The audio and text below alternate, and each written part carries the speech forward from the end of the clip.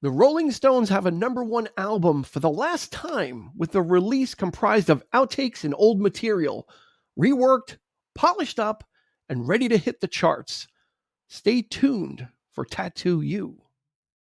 Welcome, friends, to the 3324 podcast. We're back to the music. Morning edition. Morning edition, yeah. And you can tell it's a morning edition because got our coffee. That's right. Hot coffee, iced coffee. I'll leave it to you to determine if there's any additional enhancements, but there's not. No, not in the morning. Not this hour of the morning. Yeah, we're not. No. I'm never maybe at a bar. Maybe if I was at a barbecue at 11 o'clock. Oh, you want a beer? I would consider it, but generally not a morning drinker. Not even generally. No, I don't think I've ever had. Maybe Bloody Mary once at a brunch or something mimosa like that. If you're at a brunch, but not like, it's 11 o'clock. I want a beer. Hair of the dog. Hair of the dog. Yeah. It's like, no. So but these are just regular coffees. It's been a while since we did a music episode, hasn't it? Wow. Yeah. Although this one might not be the one following all of our Oscar ones, so this might sound a little disjointed, but that's okay. Yeah. We're bringing you what we feel is the best in music and movie podcasting on a regular basis, week in and week out. Even more consistent than the post office. We are here through snow, sleet, and dead of night. We will bring you everything, and you can also follow us and continue the conversation, continue the experience on social media at 3324 Podcast on Instagram and Facebook. A vibrant community there. Mm-hmm. Of people that just really love posting. Like I said, I love seeing the posts because they're getting really interesting. We're getting some fun stuff that people are scouring the internet for and then bringing it to our group. So it's really having a really nice feed of stuff that comes in. That's what it's all about. Yeah, I dig it. Yeah, it's a lot of fun. And it's just, people who are, into this stuff as much as we are, but perhaps they're just not. Sometimes even more so. Yeah, perhaps they're just not, introvert. Maybe they're slightly introverted. They don't know how to get their opinions and stuff. This is the perfect opportunity to do so. Post away. So, yeah, post it. Post away. The Keep more, it clean. the better. Mm-hmm. Post away. Keep it clean. Yeah. Okay, we're in season 3, and we've finally gotten to the Rolling Stones. Right. Right. I'm you know what? I'm guessing people could probably infer a little bit in that fact, right? I think there's a little inference in there. Okay. What do you that we certainly weren't rushing to do the Rolling Stones. I don't hate the Rolling Stones. I wouldn't say that I'm their biggest fan, but I think it speaks to the time that this particular album came out. I think that was a great year. 81 was a fantastic year for music, at least for me. 81 and 82 were gold, I would say the golden age, the bronze age, perhaps. I was always more, speaking of like how long they've been around, and I was always more of a Who fan, obviously, than the Stones because they came up pretty much at the same time. But that's not to say that they've had some great, fantastic stuff. I mean, especially in the early days. They're known as, I don't know if they're self-described or this title was given to them, but the world's greatest rock and roll band. And that was given to them pretty early on. I think later on, we'll talk about whether that title is worth it. I think there's a case to be made. But for now, let's get into the stats of their album, Tattoo You. This was released in August of 1981, produced by the Glimmer Twins. And the Glimmer Twins, if you don't know who that is the pairing of Keith Richards and Mick Jagger. And they were the producers starting in the early to mid 70s. They took on the producing duties throughout. And then in the late 80s, they would start to bring on guest producers like Don Was and a couple other ones. But the Glimmer Twins is their working partnership name. All songs are written by Jagger and Richards, with the exception of 2 helped out by Ronnie Wood. There were 3 singles released from this album. Start Me Up hit number 2. Waiting on a Friend hit number 13, and Hang Fire hit number 20. So they started out strong and kind of tailed off. Like I said in the open, this hit number 1 on the Billboard charts, and this would be their last number 1 album, breaking a streak of 8.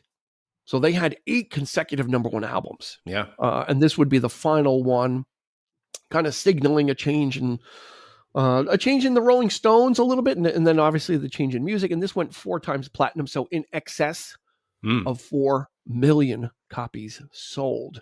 Not bad for an album of outtakes. It's not even considered a real, technically a real album per se. It's not, they didn't build this thing from the ground up. This is just the probably, I would say, one of the most successful leftover albums ever. Yeah, it's an interesting story. Before we get there, let's do a little. We haven't done any history, but for those that don't know the Rolling Stones, like Eric alluded to, formed in 1962. So they're 61 years young as a group. Originally consisting of Mick Jagger, Keith Richards, Brian Jones, not Ronnie Wood, Bill Wyman, and Charlie Watts. Brian Jones would have the part of the 27 curse. He would pass away when he was 27, within the time range of Joplin, Hendrix, and Jim Morrison. In 1968, they get a guitarist named Mick Taylor. He stays around only for a few years. He leaves in 1974, and then Ronnie Wood comes in from the Small Faces, and then that was it.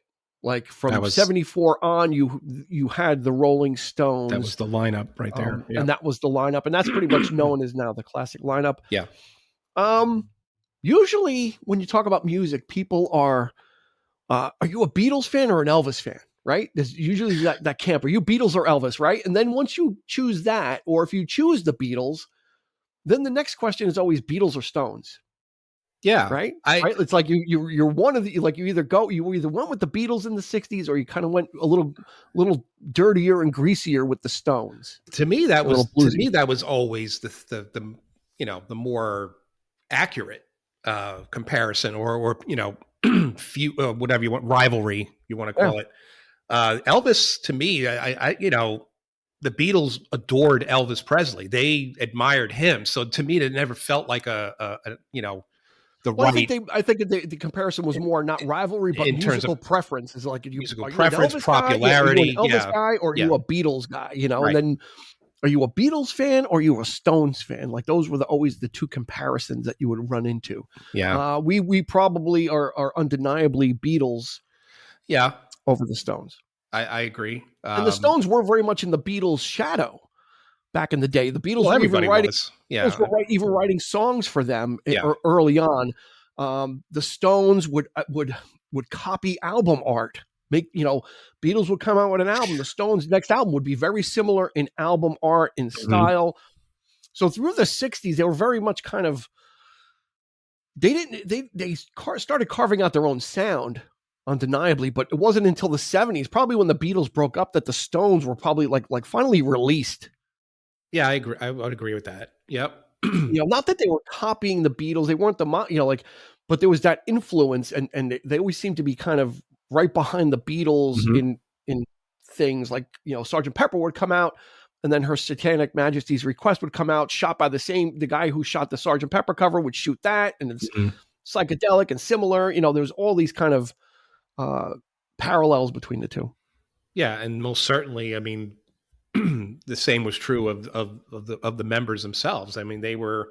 You come to find out, you thought, you think back in the day, everybody was like getting along. They were all like kind of coming up together. They all respected one another, but those rivalries were there. There was, I don't like this. I don't like John Lennon. I don't like, they're like, and every now and again they would do like these little weird projects. I remember the Rock and Roll Circus thing that they did. The Who were involved with that. Yeah, that was John Lennon, Clapton, right? They had that. Clapton. It was a whole big, weird kind of like, and it aired, I think maybe once, and of course it's been released. It's finally released, yeah, officially. But just an odd thing, and it's just people sitting around and costumes and performing their thing. But I don't think that they actually. I mean, if you listen to Keith Richards today, he would say, not some kind things about the Beatles at the time, and he's becoming crotchety. That's why. Yeah, I think they all have, but I mean, it's just, it's surprising. It's still surprising to me that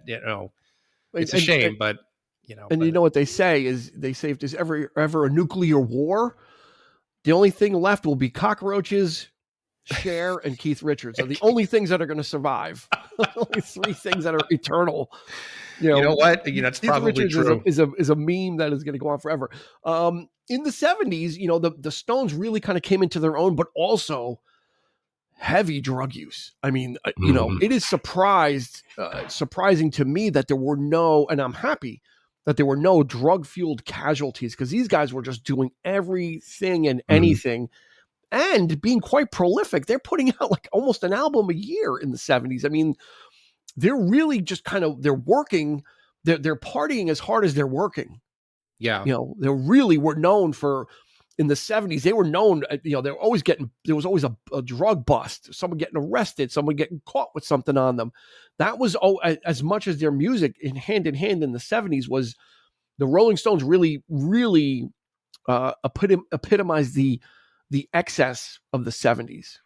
Yeah, yeah, no doubt. And they were very prolific. I mean, you talk about, I mean, their best, I would argue that not even argue, but most people would agree that their best work was probably like the up to 74, 75. You had Exile on Main Street, you had, Sticky Fingers, you had, those are classic. I mean, Let It Bleed at like 69, I believe. And that's probably my favorite album besides Tattoo You. Um, but then again, and then they started, like, of course, they had to, keep up with the times, and disco started coming in, so they started doing that, started experimenting with emotional rescue and that Yeah. kind of stuff, which I wasn't a Well, big fan of. yeah, they weren't. You know, I don't think they were overly influenced by it, though. I think they still retained their own their thing, Stones their own edge. interpretation, yeah, Yeah, of it. because But you had punk that was there as well. You had the disco revolution going on at the same time, Mhm. and the Stones kind of emerged from that. 1980 was their album Emotional Rescue. Yeah. And that kind of started them off in the 80s. Um, and it's funny that the reason why this album came to be is because they wanted to go out on tour. And Mhm. back then, there was still that notion of, we need an album to tour behind, which is Yeah. ridiculous now, Right. Yeah. because Nobody's nobody thinking that tours way. behind an album. People just tour, No. their jukebox. Like the Stones are still touring, God bless them, Mhm. and they're touring on their jukebox material. But Mhm. back then it was like, well, we need something. Um, the famous rift between Mick Jagger and Keith Richards was really starting to really ferment at this time. But because they were preparing for a tour, they didn't have time to make an album proper. So it wasn't, the feuding hadn't hit the boiling point. Mhm. It wouldn't until the mid 80s. But at this point, they're like, yeah, we want to go out on tour. We need something to get behind it. So the assistant producer, Chris Kinsey, went into the vault, and he was just trolling through stuff. And he goes, we've got enough stuff here, Mhm. dating back to as far back as 1972. Yeah. We've Yeah. got tracks, either complete backing tracks or germs of stuff that we can grow, and Yeah. notions of stuff that we can grow into an album. So a lot of the backing stuff was done. They needed lyrics, they needed kind of, melodies and that kind of stuff. So they, um, yeah, like you said, usually like it's a compilation album, kind of, and it's kind of everything old is new again. Absolutely. I had no idea at the time that it Yeah, was that, because you would never know the way they put that stuff together. And I know Jagger was probably the main component there. I think a lot of the stuff was already laid down. Guitar tracks were laid down already, and so I don't know if the rest of the band had that much of an input. But I know Jagger was the one who came in and wrote, lyrics and melodies over that, and and when the recording of that was actually happening, he was the only one to show up yeah, to because a do lot of the that. stuff So was it's done very or much had like, been finished off. Yeah, right. So he was just sort of, yeah, just putting the final, exclamation point on, if you will, on that stuff, and bringing in other guest, musicians like Sonny Rollins on sax, on Waiting on a Friend, and things like that. But yeah, I had no idea until much later that it was that kind of an album, and I had already been into albums like that. yeah, The odds and sods, as I like to call, like, and it's, Pisces Iscariot by the Pumpkins and things like that. Like, they're just great, great stuff that you don't want to throw away. You just put it out just for the sake of putting it out. But in this case, in this case, they actually did have to do some work on it. So, Yeah, I mean, it that's the wasn't like, difference. right, Yeah, exactly. this So, wasn't, oh, stuff we finished but never released, so yeah. it sounds, I don't think you could have gotten away with something recorded completely in 1972, putting it Mhm. on an album from 81.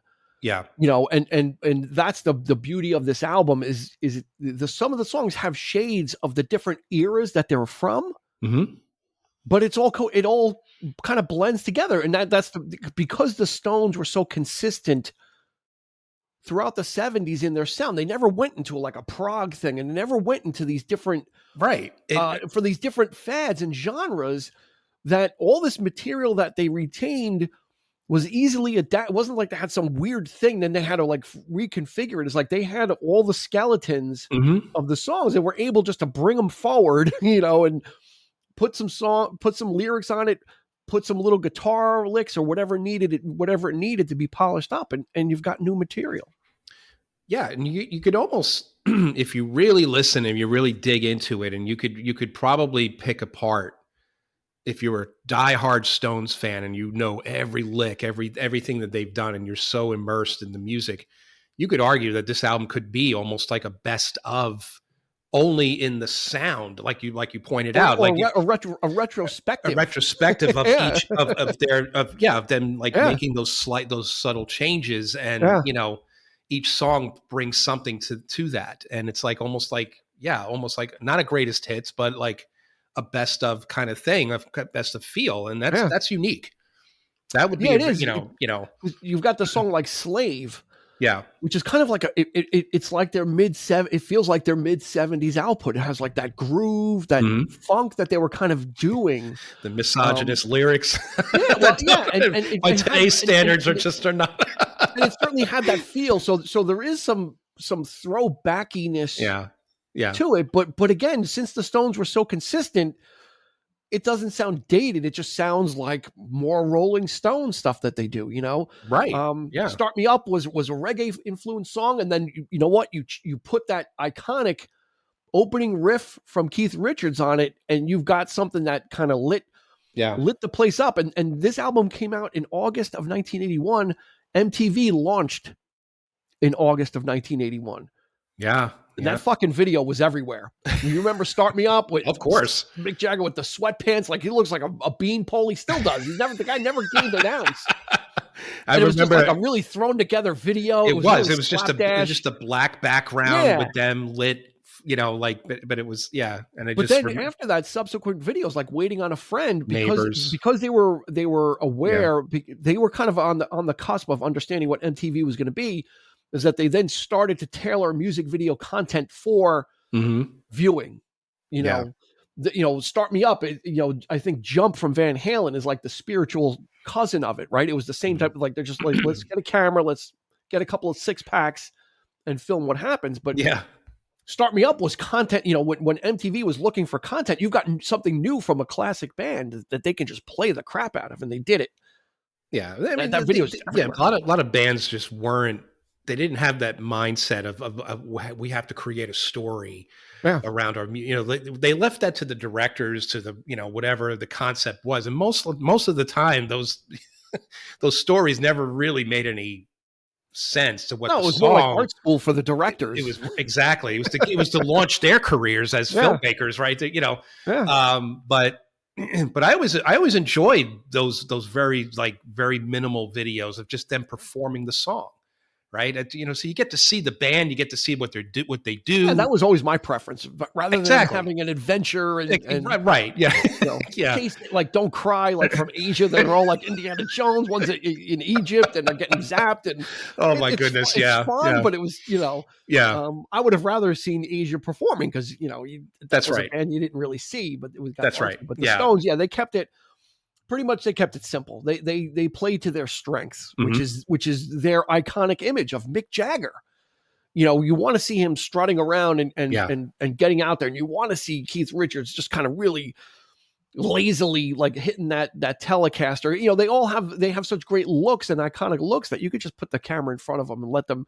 And Charlie Watts look like he doesn't give a shit in that Yeah, video. He's like, he but like never smiles. with He's just cigarette that's hanging out of Charlie. his mouth or whatever. He's like, And Bill Wyman, same Bill thing. He's just Wyman, like yeah, he's like real serious on the bass. And yeah. he's just, but But I have to say though, I always loved the Neighbors video because yeah, even my mother loved that video. Like she would laugh because uh-huh, like it's just so funny. Like Jagger hanging off the window like neighbor with the big uh, mouth, and it's just hilarious. It's like and the song.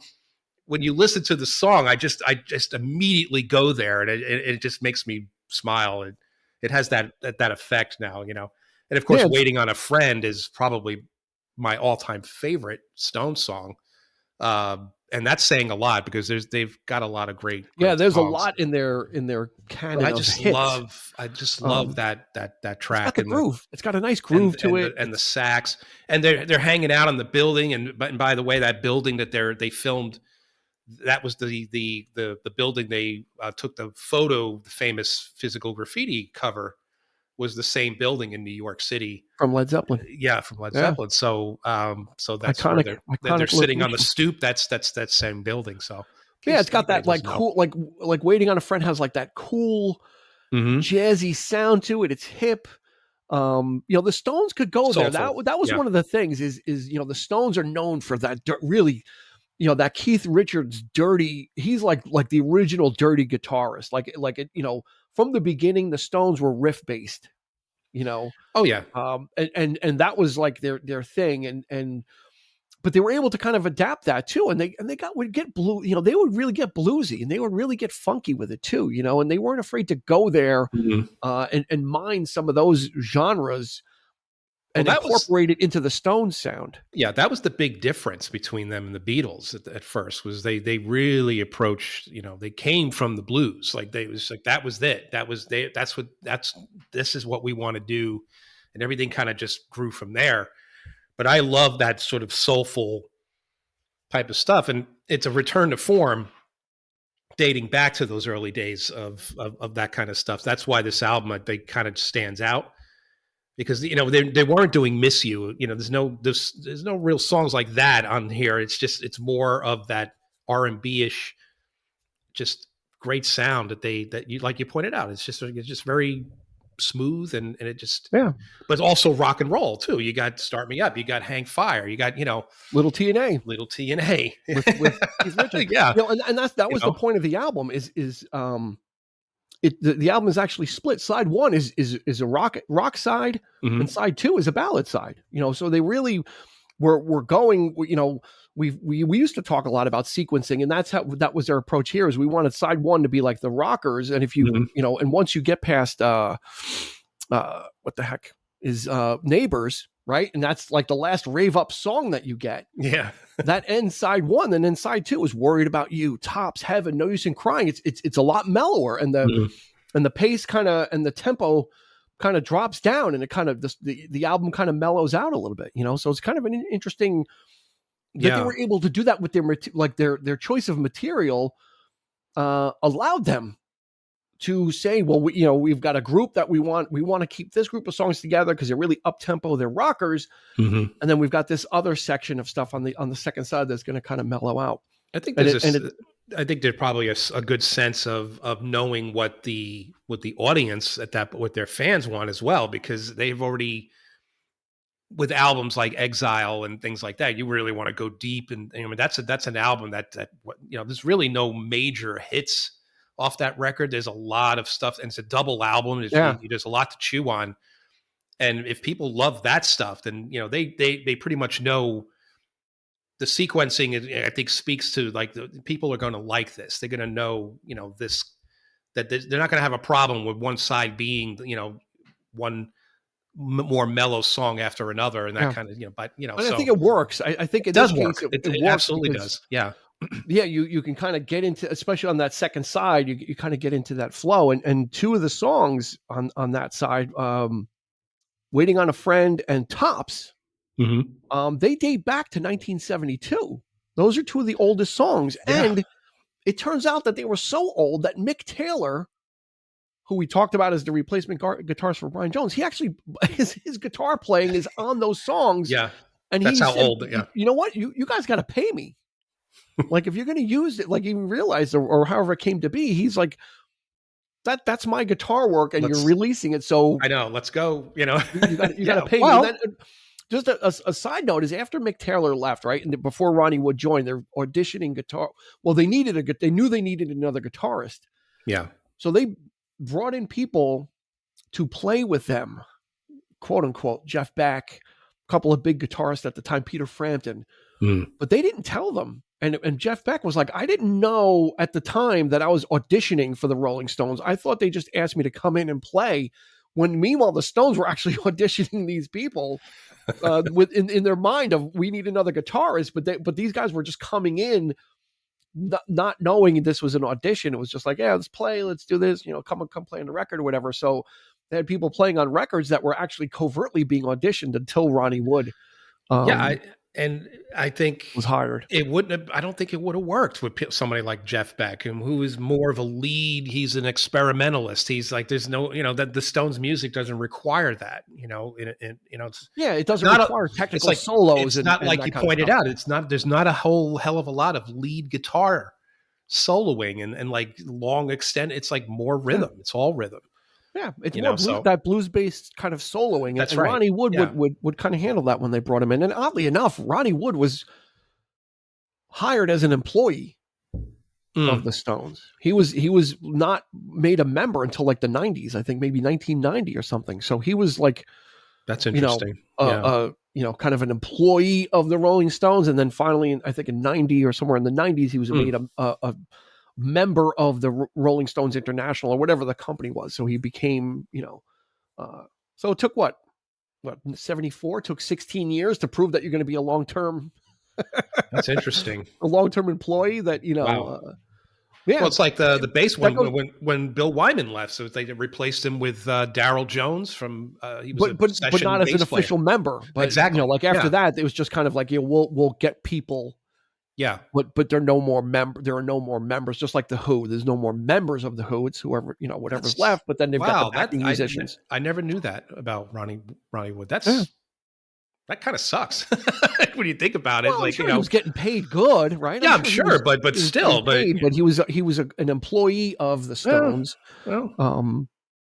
And then finally made a member, which he deserves. I mean, he's been the longest, of course, guitarist right after Keith Richards. I mean, that kind of, Ronnie Wood really kind of stabilized the band. At that point, it was like, okay, here's, when you see the Rolling Stones, people don't know about Brian Jones, and Mick Taylor was barely in long enough and really didn't contribute much to even be a part of the legend. Although when they got inducted, I think he was inducted, Mick Taylor. So yeah, really interesting. And Ronnie Wood is a really great artist. He did the work for Eric Clapton's Crossroads box set. So he's an artist in his own right. But he's kind of probably the third most unknown, visually everybody knows Ronnie Wood, but he's not flashy. He's kind of, and again, Keith Richards is kind of like with the scarves and just the way he plays his guitar. He kind of is the showcase for the Stones as far as musicians, and Charlie Watts and Bill Wyman are there to support kind of like to a lesser degree, like a Mick Fleetwood and John McVie.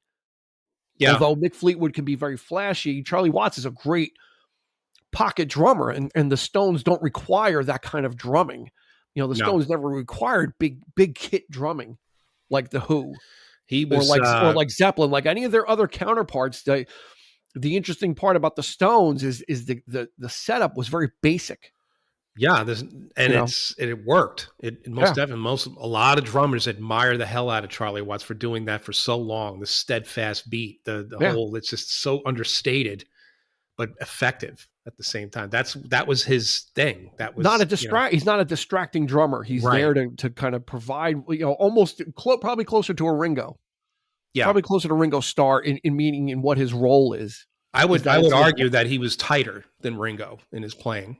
Meaning he wasn't like the Keith, like the Flash and the. No, not at all. Not at all. He didn't have fills. He was there to cement what everything else that was going to be laid on top of it. That's how he liked it. He just in the background, just don't pay Yeah, attention to me. I'm keeping the beat, and that, and wearing a suit. Everybody but else is, that all, became, but that did become the thing. Like people were noticing that. So so sometimes it doesn't. If you're trying to be quiet and he out of the stood out by way, not standing out. exactly. He So absolutely did. and a lot of drummers Um, just loved him for that. So yeah, yeah, on this album, like I said, it's just it's so very consistent, which is what which blew me away too. Once I found out the pedigree, because when this came out, I remember when it came out and Tattoo You was big. Everybody was yeah. listening to this. And I was still relatively early on. I was aware of the Stones, obviously, but um, in researching this and then giving this a bunch of listens, um, it's one you can kind of like. It's kind of you can kind of relax to this album a little bit, even You, with the up tempo stuff. I'm kind of like I'm putting it on. I'm kind of like, oh yeah, it's like it takes you through and you kind of get into a groove with it, I was gonna. which I wasn't prepared for. No, I was gonna say that it's my go-to Stones album. Yeah, When I just want to listen to just an album all the way through and not have to really dig deep. And like again, I mentioned Exile because that's a very deep album to kind of get into. When you don't want to go there, you don't have the time, or you just don't want to do that. The Tattoo You is the perfect choice because it's just so good, and just every song is precise. It's exactly what you need at that moment, and it works on that level. So yeah, it's like happy comfort food for me yeah. in terms of the Stones. If I want to go deeper, yeah, I'll listen to the more the heavier stuff, as it were. But this, no, I just put this on, and it's just, yeah. So that being said, the fact that they mined all this old material, um, is that a good thing? I said earlier, it's like, well, this was very easy for them to make this album because a lot of their material was so consistent. Mhm. Is that a good thing that the Stones have essentially? I'm going to use that in a broad term.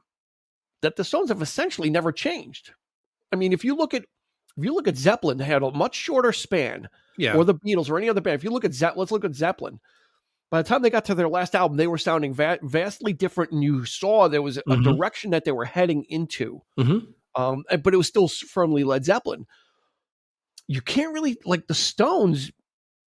Like, yeah, you could almost pick outside of the '60s stuff sounds decidedly like the '60s, but once you get to the '70s, you can almost pick songs from every other album, and you might not be able to place the date as easily. Now, is that a good thing? Um, well, I guess it all depends. And do you like music that much to notice these kinds of things? I think that's the Stones really. I think that's the reason why they identify with so many people who are just maybe just casual listeners of You think so? rock music. I think so. I think if somebody like you and I are obviously going to point this kind of stuff out, not No, that I'm just we're, wondering. Like, you like know, I never thought about it, until this, and no, I'm like, I don't think it's a bad thing necessarily. there I was think never it's like a just, rock it's opera, or just there was what, never like this big no, concept album. It was no. kind of year after year, like album after album after album after I think album. if anything in their later work, they would get even more bluesy. Yeah. So that might be a thing. I remember that last Well, are you album that talking post? Yeah, you're talking post we're this. post Tattoo You. We're talking like much, much later. There was that one album that they put, I forget the name of it, but it Bridges to was Babylon, or that, no, even later than that. It was a blues album that they came out with. And it was like, it was so good. It was like, it shouldn't be this good. At this stage of their career, Blue and Lonesome they put an album out was that is, 2016. yeah, Was Blue and Lonesome? I think so. I think that's the one. And there was just some really, really good stuff in it. And that's when I actually Yeah, that saw was them. only covers. And I actually saw the Stones. Oh, you did? Yeah, in Tampa. That was like, it was well within the 2000. I think it was like the Uh-huh. 2010s. Might have been a bit earlier than that. Wow. But You're yeah, they talking. I did. mean, they're well into their 60s and already like well into their late 60s, early 70s. Yeah, and it was an amazing show. And of Yeah. course, I'm glad to have seen the Stones. It's like but I'm I think sure that's one. Yeah, it's got to be something. And like I I said, don't they know seem if that ageless was. because they're touring forever. I don't think that was the one. I'm It looking it wasn't up right wasn't it? now. Before that was a bigger bang. Bigger Bang. That was it. Okay. A Bigger Bang was. I thought it was an amazing record. It's like it just, but again, it's like this album shouldn't be this good. It was solid. It was them Yeah. really, really approaching the blues, and not every song is a blues song, but it was like. But then they did, yeah. Then the album after that, where they did the covers, that's when they kind of hit upon that. Maybe somebody they were liking, doing that stuff so much that they tend to, whatever. But so the fact that it wasn't a hit, though, I mean, it was just a solid record. And the fact that Yeah. they could still make a record like that, I just, when people are saying, "Oh, they need to hang it up," but well, the proof is there. It's like they still know how to do Yeah. something. Yeah. Like Yeah. I they're, mean, Tattoo You would be the end of yeah, that run. hmm I don't think it has to do with the animosity, because after this, I think they switched to CBS Records. hmm Um, that Mick Jagger started putting out solo records. yeah, Um, Keith Richards wasn't too happy about it. That's when when the backbiting and the fighting started in the mid '80s, hmm and that's when the Stones were probably closest to calling it quits. And then in '88, Keith Richards puts out "Talk Is Cheap," which was a great album. yeah, Like he kind of all of a sudden, like, he puts out an album and it's pretty popular, kind of steal, and it was almost like a slap in the face to Mick Jagger of, what, I can do this too, hmm you know, but maybe we're better off, because Mick Jagger's solo career, for a guy that fronts one of the greatest rock and roll bands in the world, hmm his solo career is seriously lacking. I mean, he's not almost like, what I think about Roger Daltrey. yeah. Same, You're like a right. guy that fronted one of the world's greatest bands and some of the most iconic songs, but their solo stuff, you don't know anything Well, the of it. difference there is, and it's surprising, even more surprised that Mick Jagger's a songwriter. Roger Daltrey is not. He hasn't really written all that much. So a Mm-hmm. lot of people wrote songs for him in his solo career. But yeah, it is surprising that Jagger didn't really embrace He just more. didn't have hit. Yeah, it's just Yeah, like that. Like his stuff just didn't do anything. So I think that he also ends kind up of, doing the duet with David Bowie and yeah, dancing in the dancing in the street and streets. stuff But like but that. beyond that, Yeah, it's kind of like, okay, maybe we are better together, right? And yeah. and Steel Wheels would come out, Steel Wheels, and that was a which would that be Mixed Emotions, which was like that was like a, that was a it, formidable it didn't album. hit number, yeah, it didn't Not hit bad. number one, but it was a Yeah, comeback. It was like, wow, like the Stones are kind of showing that they still have it, that's right. with a And couple of, in between, it was like two or three middling releases. Harlem Shuffle was in there, Undercover, I you know, remember but being Steel really Wheels comes out and it's like, yeah, I remember being really impressed with Bill Wyman on that record. I just the bass lines on that record are solid. Has a lot of great sounding tracks, and that was strong, very strong comeback. Um, Again, maybe not their best, but it was, considering everything you just mentioned about the animosity and everything, they would just get their shit together and yeah. put something decent out like that. And that's the Stones. They just keep doing that. They just have that knack of it, and that's what people, I guess, come to expect from them. If you're a real Stones fan, if you're a real, diehard fan, most people are like, "Oh, why don't they just freaking retire already?" Why are they still doing this? Like, but hey, if it works, it works. Keep Well, going. and that's the question, right? Because somewhere in the '70s, early '70s, they had gotten the name, Yeah. the world's greatest rock and roll band, and that was like '72, maybe somewhere around Mhm. there. Now in 2023, I'm asking you, are they the world's greatest rock and roll band? Just because of the longevity, because of the fact that they're still playing to massive stadiums, It's everything that they've been through personally and professionally with the drugs and all that and the fighting, and the fact that they're still out there, mhm. and they've outlasted everybody but the Who. Like the Who is kind of like They're kind of not. right behind them. Yeah, but they're not Um, the Who.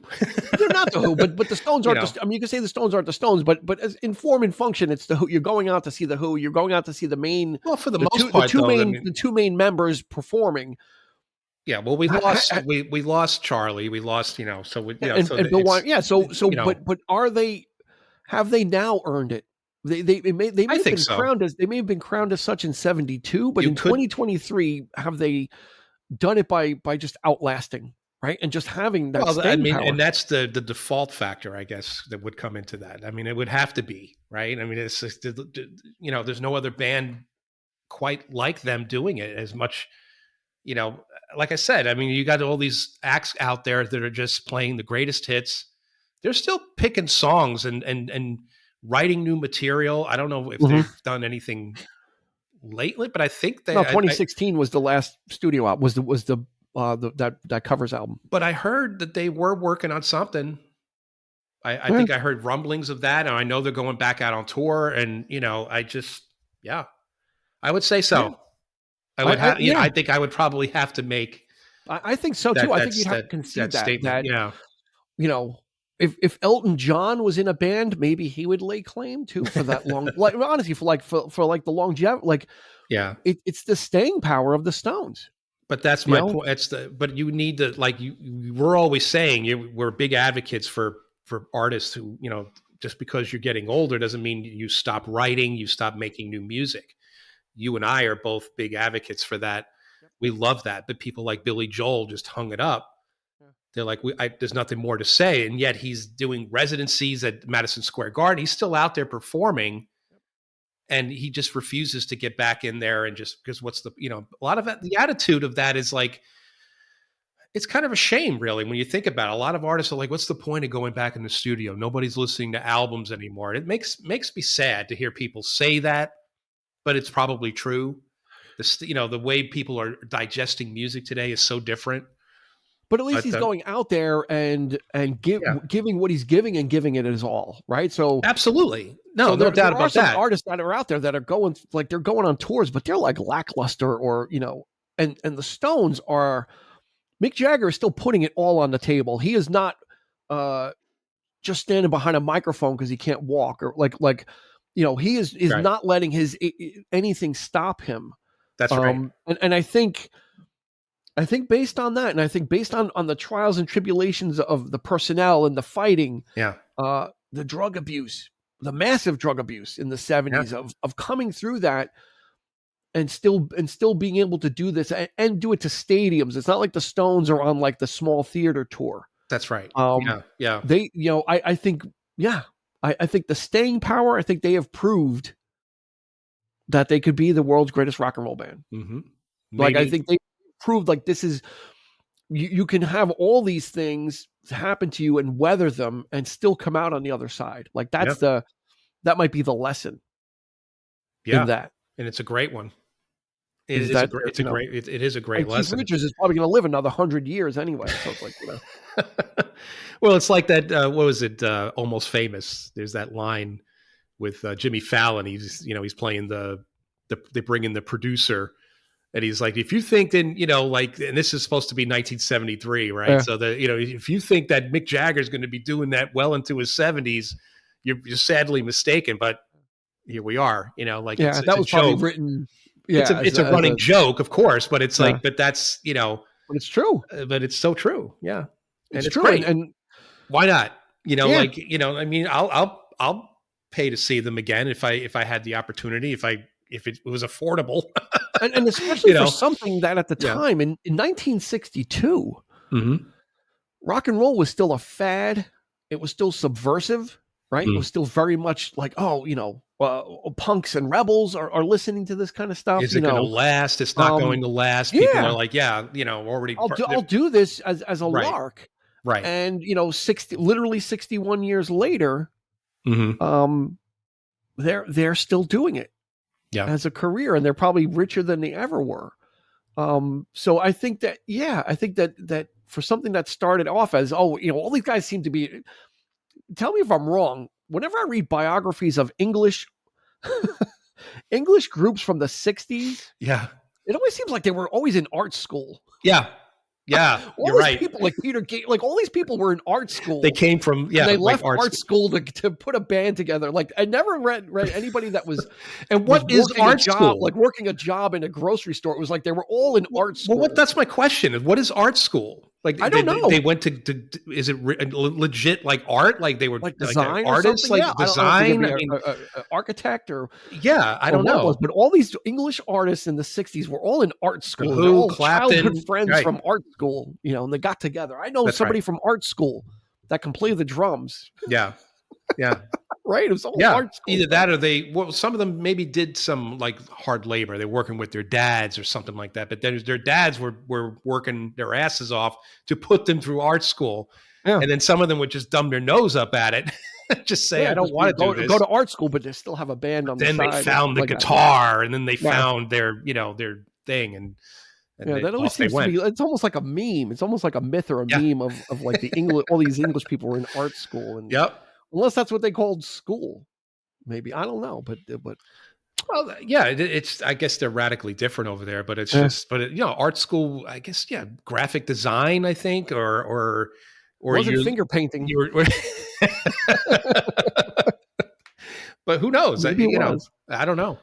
Yeah, But I think it's of like the headmaster, like yeah. like Pink Floyd, and like the wall, like Yeah, the with the guys in their shorts with the caps on and right, like all exactly. the school guys. Yeah, yeah.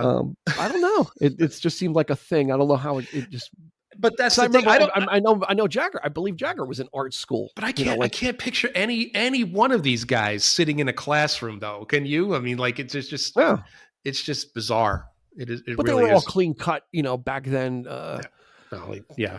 It was, even for quote unquote long hair Beatles, those Mhm. hairstyles were certainly not offensive Mhm. in 1962. They were swept to the side. Their hair was like swept to the side, and it was just Freaking it was George. below the neck, but it certainly wasn't. The Go George. to 1969, and John Lennon's got a beard down to his Yeah, chest, and he's got long like that was like long hair. Like if you that's had right. something to be afraid of, be afraid of that. It certainly wasn't these guys from England, and they're Ha- wearing suits. Yeah. All these guys, the Stones, they all wore suits. What like, and they was so everybody was so clutching their pearls over this. Like, oh my God, they're coming, and they're And we're not just talking about like suits. I mean, yeah, they started out with like maybe the thin ties and yeah, things like that. But then they started wearing like the Austin Powers type, with the frills and oh yeah, everything got more the flamboyant. velvet and suede and all that. Well, that's what You know, psychedelia hit, right, and right. and they took those fashions and just like threw a can of paint on it, like splashed rainbow all over everything, and it just Yeah. kind of changed the whole landscape. But the Stones, they did it. They survived, and they survived being in the shadow of the Beatles, right? So I think Yeah. there's a lot to. I probably don't give them enough respect because I'm such a Beatles fan, and it's kind of like, yeah, the Beatles were doing it. The Beatles were all that stuff, and the Stones weren't known for and maybe that's the thing too, is the Stones weren't known for innovating music, right? No, they They were were just known pretty steady. for steady, yeah, They were for the steady, band that you keeping can the ship count steady. on. You're right. The band you can count on You're right. for that kind of thing. Like you want something steady, you want something Yeah. some like we said, like soulful, bluesy. It's that it was that very much like with Charlie Watts Yeah. keeping that rhythm all these years. That's the Stones. It's like we can count on them to do that kind of Yeah. stuff. And And I think when that's we don't want to listen to anything too crazy or too heady or too fanfare for the common man. Part when of you the cut it off sunrise and when you kind of supper's enough of ready. ELP and Tarkus and whatever, you can kind of No, but the Stones on it, and maybe that's what it is. Maybe the Stones, are the greatest because they weren't innovating. They weren't trying to change the world. They were just trying to bring yeah, really good music and and do it consistently, right? And do it the way they liked. yeah, And that's and you know what? That I think there's something to be said that for that too, because there was no misfires of here's our disco album, and here's like Kiss made their disco album or this thing and the other thing. The Stones just kind of it was you said it. We're just steady as she goes. they put it out. People loved it at the Well, yeah, time. we're going to keep just doing our thing. Maybe that stuff doesn't hold up as well, but it was people But they were weren't trying to reinvent the wheel. Is my point? Is right. they kind of like here's what we do. We're just going to keep getting good at it. We're going to keep exploring it. Mm-hmm. On the outer fringes of stuff, and not go whole hog into another direction. Mm-hmm. And I think that that stability, I think, is what saw them through. Actually, Yeah, Yeah. because there was no misfire album like Kilroy Was Here that would like the bit like that would break the band like that. No, really, that would like divide No, the you're right. band or something, right? There was You're right. none of those things There was of no radical departure from what yeah they were. that could Yeah. put everything in jeopardy as well, and that's not necessarily a bad thing, And you you could know, say, because you we've could got argue that you too might have been the maybe the second coming of the Stones in that sense that they when they first started out they were pretty much doing the same thing again. And then of course, you know, we talked about tongue baby. Octung Baby, which was the big that was the change. You know, they Yeah. embraced a new sound, and ever And since they've been that was necessary. Like that right, change was necessary. The Stones never had yeah, right. that crisis of conscience, I guess that they would have. They just probably because they were just too wasted through the '70s and just kind of kept going through, stumbling through album after album, but putting out great stuff. So, Yeah, but you know what though? I yeah, mean, it's. I think it's a lot like, you know, if you really dig, you know, a lot of their lyrics. I mean, they've written some pretty deep songs, and I think that's yeah. what people really enjoy about the Stones too. Is not just the music. It's lyrically they're you know, they have, I would argue, deeper lyrics than some most rock bands out there. You know, that you can that are, I dare I say, more Hmm. intellectual, more a lot more thought put into what they're talking about than say, you know, Get off my cloud. yeah, Hey, hey, Bon you. Jovi or something, a band like that. For, Yeah. you know what I'm Oh, talking about, absolutely, like, you know. absolutely. Um, so yeah, they do. They have their moments when they could be as deep as any, you know, band of that era. But on the other hand, maybe not musically, but like I said, lyrically steadfast. But you know, we could do it really simple and put it out there and make it accessible to a lot of people. And I think a lot of people do relate to the Stones in that way. Yeah. Who doesn't like the Stones? I mean, that's I can't imagine. You know, that's one of those bands like we talked about Zeppelin in the same fashion. Like they're just a band that you can just count on. You don't Absolutely. have to love them. You don't have to be the biggest fan. You just know that they exist. You know they're out there, and I could put on a Stones album and say, "This is great stuff." There we go. Yeah, absolutely. You I know? think that's a perfect place for us Yeah. to take the exit ramp off. I think you've made a really no, honestly, really great closing statement for that Okay. of where the Stones fit in. So Hmm. by all means, check out Tattoo You. There's a it's on Spotify. It's on streaming. There's a deluxe edition with a whole bunch of extra live stuff. Just listen to the album. Hmm. Just go for the album. 11 songs, 44 minutes and change. You're in, you're out, and you can kind of see where they were as the musical landscape was about to change in a big way, and they didn't take the bait really. So, you know, 81 music was about to change radically. Second British invasion was on the horizon, but the Stones didn't take the bait and they didn't fall into the trap. They just kind Hmm. of again kept doing what they were doing, and that's part of the allure. So that's going to do it for this episode of the 3324 podcast. Check it out. Tattoo You from the Stones, August of 1981. Uh, Start me up. It's going to get you going, and let them take you the rest of the way. So for Eric, this has been Dean, and we will see you on the flip side.